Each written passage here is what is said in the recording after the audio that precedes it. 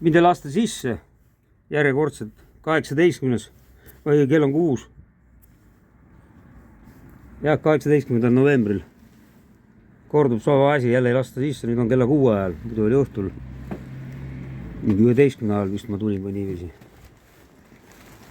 8. oktoobril ei lastud täpselt samamoodi sisse, praegu on samamoodi, täpselt sama inimene.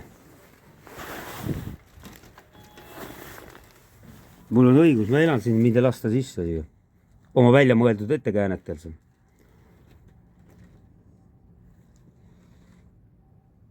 nüüd ta on üksi siin valvurina tõenäoliselt ja peremehed saab. siin oli enne üks normaalne inimene, kellega ma läksin välja, ei olnud mingit probleeme, ei konflikte, ei mitte midagi. mitte ühegi teise valvuriga ei ole, nendega on mingisugune kukk ja siis see prillidega.